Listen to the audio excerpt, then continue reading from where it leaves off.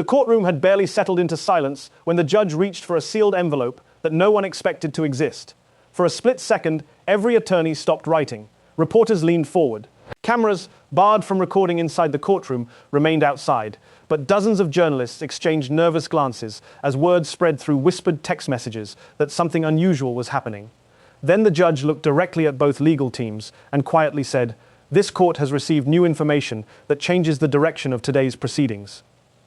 No one moved. The hearing had already attracted national attention because it involved Pam Bondi, whose public role had placed her at the center of intense political debate. Supporters believed the legal challenge against her was built on speculation and political theater. Critics insisted serious questions deserved answers under oath. What neither side expected was that the courtroom itself was about to become the stage for a completely different battle. The judge carefully opened the envelope. Inside was a motion that had been filed under emergency seal only hours earlier. For several long seconds, the only sound in the courtroom was paper unfolding. Then everything changed. The judge announced that before any arguments could continue, the court would first determine whether newly submitted evidence affected the legal issues already before the bench. Attorneys immediately stood, each requesting permission to respond before the documents were even reviewed. The request was denied. Instead, the judge ordered every lawyer to remain seated.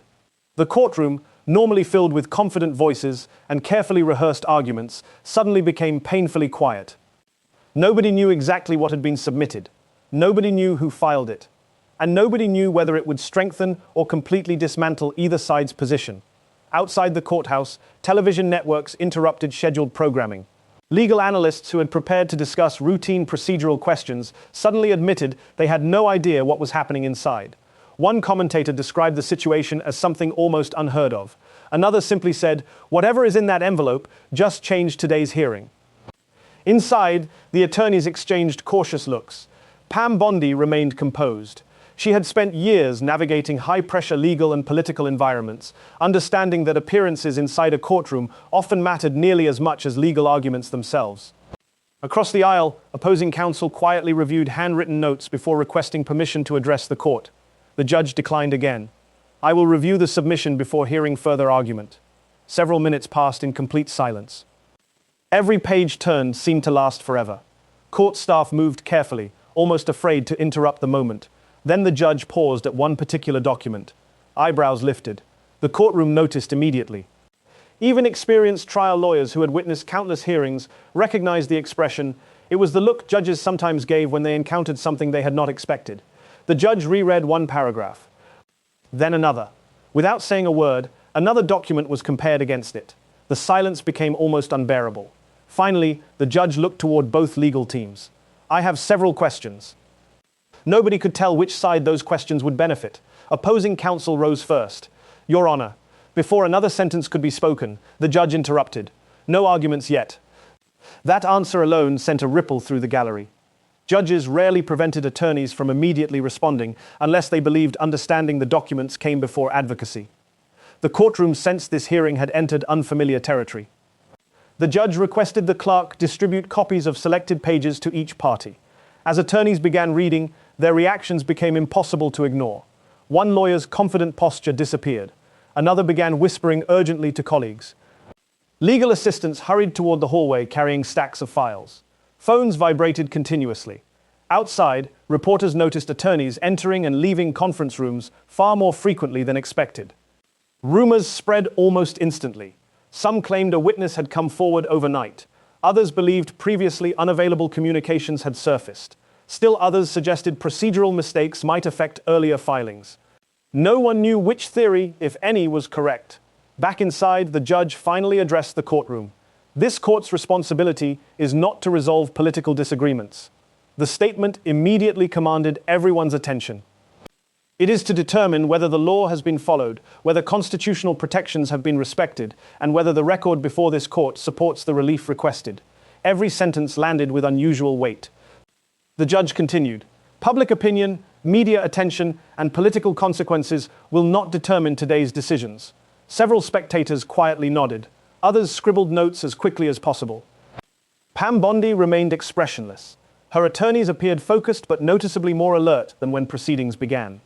The opposing legal team requested a short recess. The judge denied the request. Instead, Counsel was instructed to answer specific questions immediately. The first question appeared straightforward. When did your office first become aware of these communications? The attorney hesitated. Not because an answer was unavailable, because the wording of the question suggested the judge already understood more than anyone expected. The courtroom became so quiet that every page turning echoed through the chamber. The attorney carefully answered. To the best of our knowledge, the judge interrupted once again. I asked when. The distinction mattered. Lawyers understood that courts often paid close attention not only to facts but also to precision. The attorney corrected the response with a specific timeline. The judge wrote several notes. Then another question followed.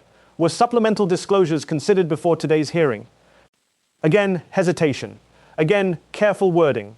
Across the room, Pam Bondi leaned toward her legal team for a brief whispered conversation. Nobody else could hear what was said. The judge watched without comment. A few moments later, opposing counsel acknowledged internal discussions had occurred, but argued they were protected by legal procedure. The judge did not immediately agree, nor did the judge reject the explanation. Instead, another document was lifted from the growing stack. This filing appears inconsistent with representations previously made before this court. Gasps could almost be heard, despite courtroom rules discouraging any audible reactions. Experienced reporters exchanged wide-eyed looks. Those words carried enormous significance, not because they decided the case, but because they suggested the court intended to closely examine whether the procedural record accurately reflected what had occurred behind the scenes. The judge then turned toward Pam Bondi's attorneys. Counsel, do you wish to respond? For the first time that morning, Bondi's lead attorney stood with visible confidence. Yes, Your Honor. The courtroom collectively leaned forward. The record demonstrates that our client has consistently complied with every lawful request made during these proceedings. We welcome the court's careful review because transparency benefits everyone involved. The statement was calm. Measured, deliberately restrained. The judge listened without interruption. Then came the unexpected moment no one anticipated. The courtroom clerk quietly approached the bench, carrying another envelope. This one had arrived while the hearing was already underway. The judge looked surprised. So ordered, the judge said to the clerk. Mark it for identification, but do not distribute it yet. Every attorney froze. A second sealed submission, on the same day, at one of the most closely watched hearings in the country. Outside, news alerts flashed across phones within seconds. Unexpected developments continue inside high-profile courtroom. No further details were available. There couldn't be. Only those inside knew what was unfolding, and even they no longer seemed certain where the hearing was headed. The judge broke the silence once more. Before this court issues any ruling, I intend to determine whether today's record is complete. It sounded routine, but seasoned lawyers understood exactly what it meant. The hearing was no longer about simply granting or denying a motion. Something larger had entered the picture, something important enough that the judge was unwilling to proceed until every unanswered question had been addressed. And as the second envelope rested unopened beside the bench, one thought spread silently through the courtroom. Whatever happened next would not only shape the outcome of this case, it could redefine everything both sides believed this hearing was about. No one dared speculate aloud about what the second envelope contained, but everyone was thinking the same thing. Courts did not receive surprise filings in the middle of nationally watched hearings unless something extraordinary had happened.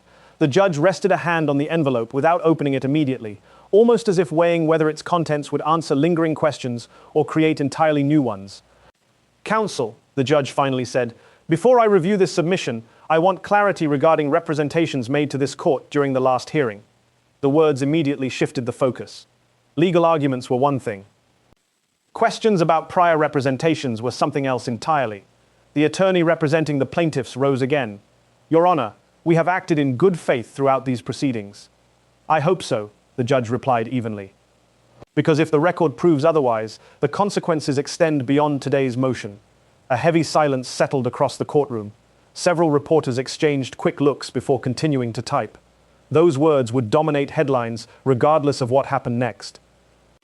Pam Bondi remained composed, but even she could sense the temperature inside the courtroom changing. Every answer mattered now. Every sentence would be examined long after the hearing ended. The judge broke the seal. The room collectively held its breath. Inside were several certified documents accompanied by a sworn declaration signed only hours earlier. The judge scanned the first page, then the second. Without revealing the contents, the judge looked directly toward both legal teams. "I did not expect this."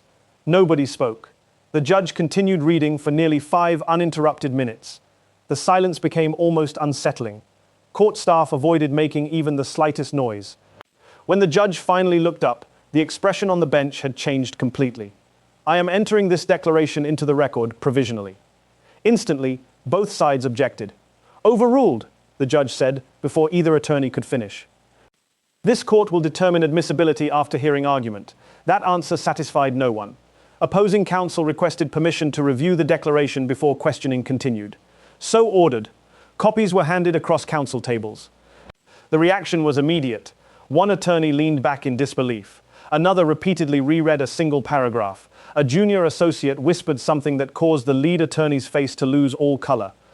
Whatever was written inside had landed like a thunderclap. Pam Bondi quietly received her copy. She read every page without changing expression. Only those seated beside her noticed she paused briefly near the end before turning the final page. The judge observed everyone carefully.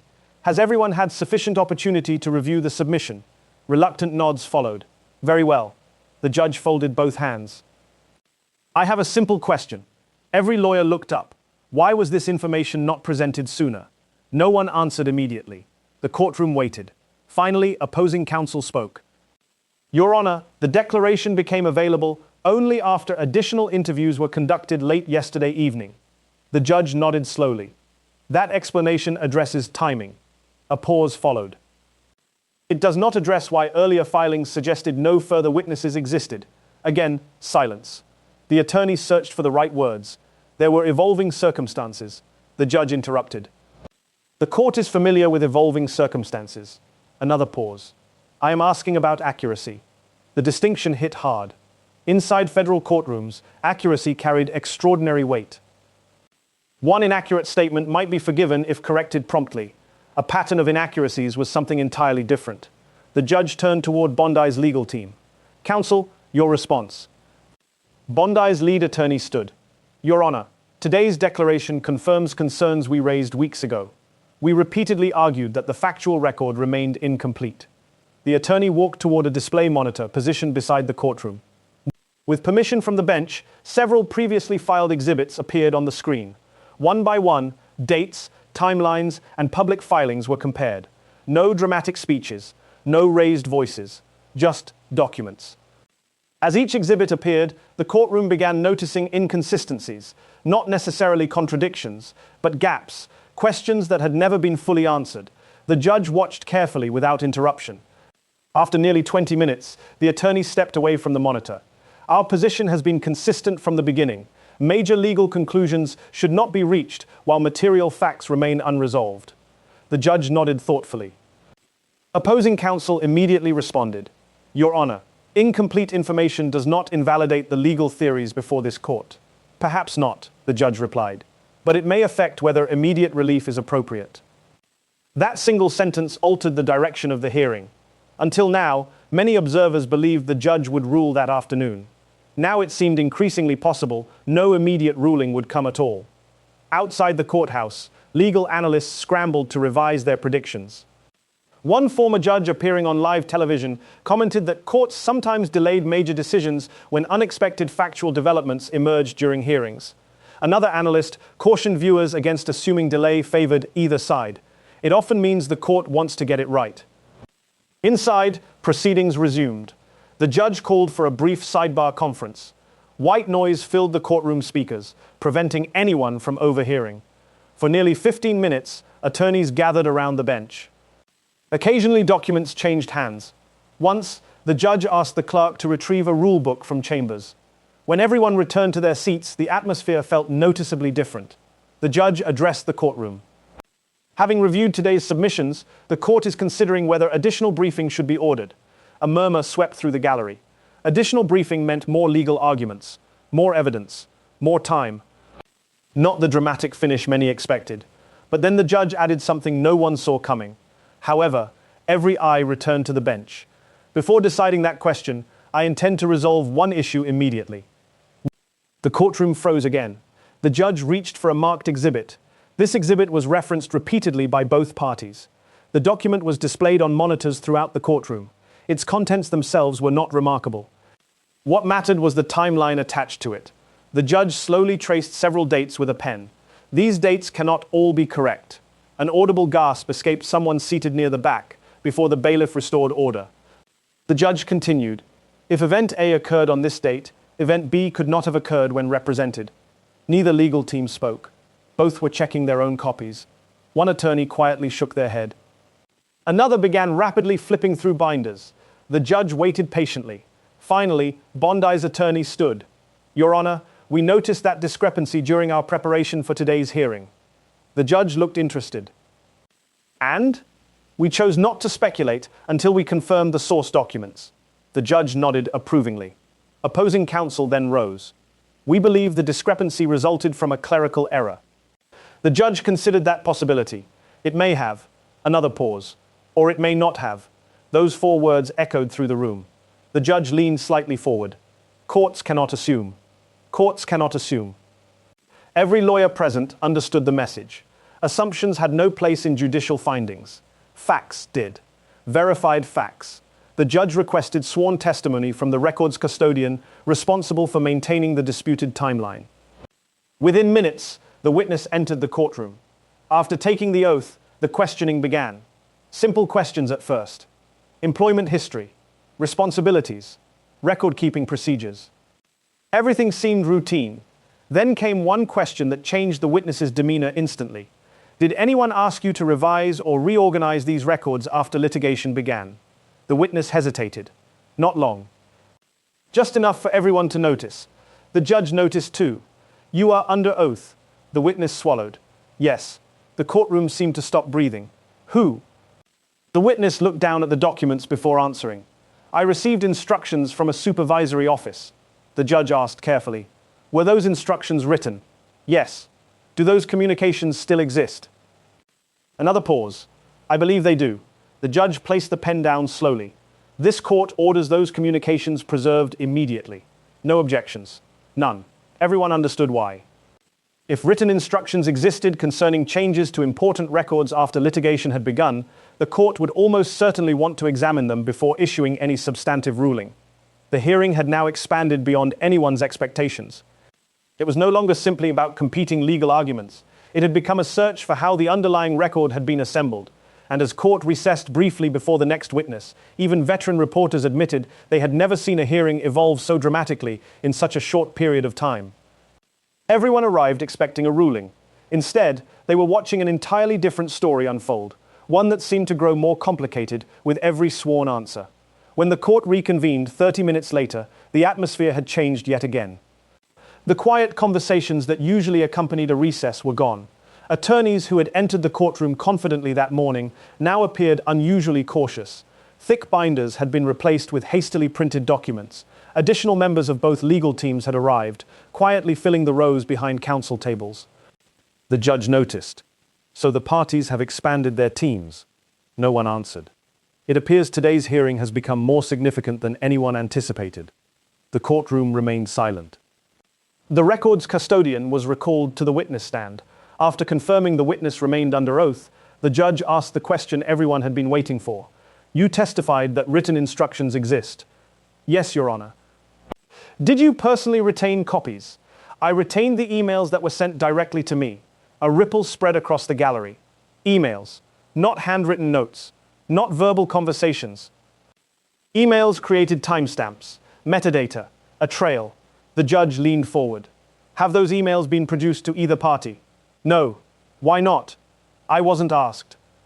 The answer landed with surprising force. The judge turned toward both legal teams. Was the witness ever instructed to preserve electronic communications? One attorney answered first. Our office issued a general preservation notice. The judge looked unconvinced. A general notice is not my question. The attorney hesitated. I asked whether this specific witness received direct preservation instructions. A long pause followed. I cannot answer that with certainty. The judge made another notation. Across the aisle, Pam Bondi's lead attorney quietly stood. Your Honor, we request immediate preservation of all electronically stored information connected to this matter. Opposing counsel objected. The request is unnecessary. The judge answered almost instantly. Denied. For a split second, Bondi's legal team looked surprised. Then the judge continued.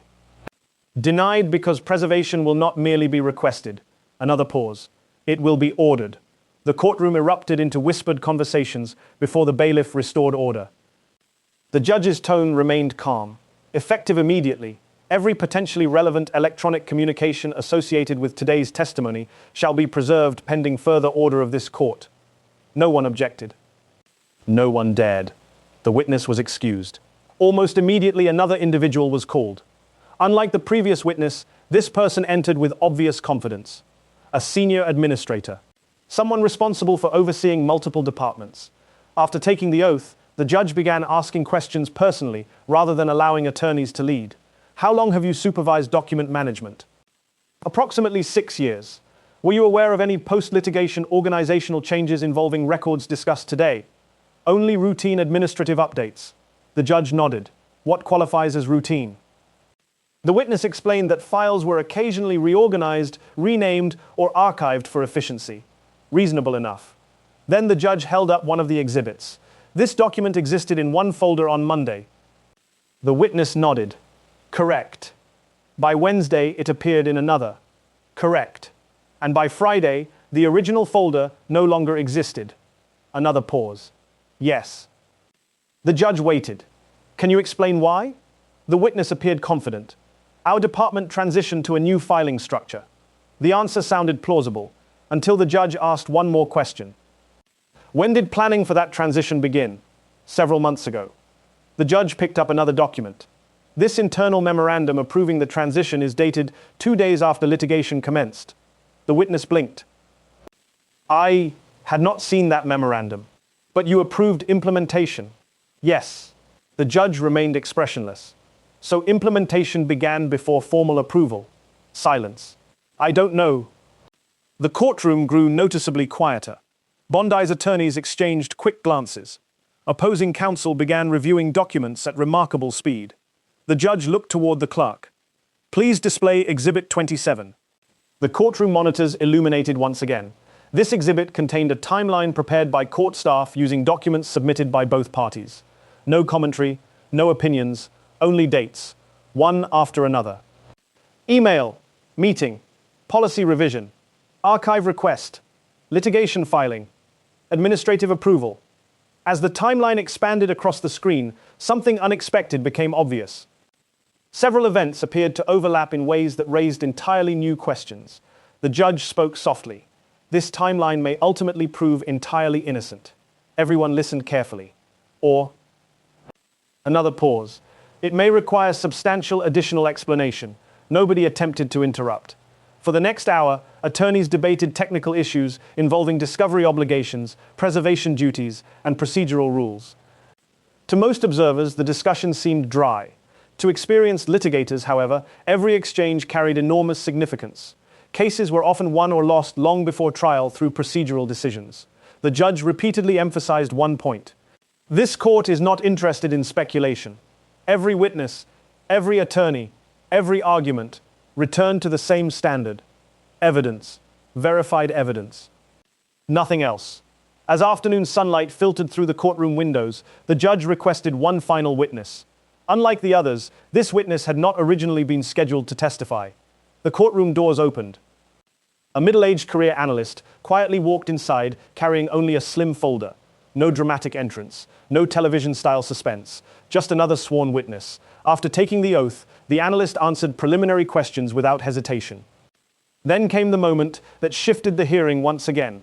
Were you involved in preparing the summary presented to this court? Yes. Did you write it? No. Who did? I prepared the first draft.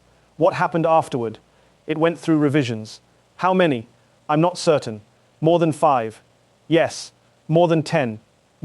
The witness looked uncomfortable. Yes. The judge allowed several seconds to pass. Were factual statements altered during those revisions? They were refined. What does refined mean? Some language became more definitive, based on additional evidence. Another hesitation. Not always. The room became completely still. The judge asked carefully. So some conclusions became stronger even though the underlying evidence did not change. The witness quietly answered, "Yes." No dramatic music, no shouting, just one simple word spoken under oath. Every reporter in the courtroom immediately underlined it. The judge thanked the witness, then addressed both parties. "This testimony does not establish misconduct. The clarification mattered. It does, however, establish issues requiring further examination before this court reaches any final conclusions." No one looked disappointed. In many ways, the hearing had become more important than an immediate ruling ever could have been. The judge gathered several folders into a neat stack. "I have reviewed today's testimony." Another stack followed. "I have reviewed today's filings." Finally, the judge reached for a typed order that appeared to have been prepared during the recess. Every attorney stood instinctively. The gallery leaned forward. Even court staff seemed unusually attentive. The judge began reading. "It is the order of this court." Pens across the courtroom stopped moving. "That all parties shall preserve every document, communication, memorandum, draft, electronic file, archived record, and metadata reasonably related to the issues discussed during today's proceedings." The order continued for several pages. Independent verification of key timelines, additional sworn declarations, supplemental briefing, production of specified communications, a strict preservation directive, and finally, the sentence everyone would remember. "This court will not permit unanswered factual questions to become the foundation of legal conclusions." The words hung in the air. No one celebrated. No one appeared defeated. Instead, both sides realized the case had entered an entirely new phase. The judge looked once toward Pam Bondi, then toward opposing counsel. The integrity of these proceedings depends upon a complete and accurate record. A final pause followed.